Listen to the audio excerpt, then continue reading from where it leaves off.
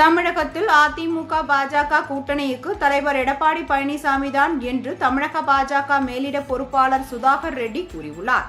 மதுரை மீனாட்சி அம்மன் கோவிலில் சுவாமி தரிசனம் செய்வதற்காக வருகை தந்த அவர் செய்தியாளர்களுக்கு பேட்டியளித்தார். அப்பொழுது இந்திய வரலாற்றில் நெடுநாட்கள் பிரதமர் பதவி வகித்த இந்திரா காந்தியின் சாதனையை தாண்டி பிரதமர் மோடி இந்திய மக்கள் மனதில் இடம் பிடித்துள்ளார் என்று கூறினார். தமிழகத்தில் சட்ட ஒழுங்கு மிக மோசமாக உள்ளது எனவும் இதற்கு கட்ட பஞ்சாயத்து ஆதிக்கமே காரணம் எனவும் அவர் குறிப்பிட்டார்.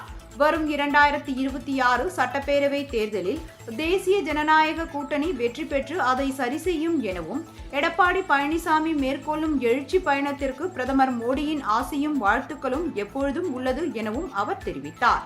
அதிமுக பாஜக கூட்டணியின் தமிழக தலைவர் எடப்பாடி பழனிசாமி தான் எனவும் எடப்பாடியின் எழுச்சி பயணத்திற்கு தமிழக மக்கள் அமோக ஆதரவு அளித்து வருவதாகவும் அவர் குறிப்பிட்டார்.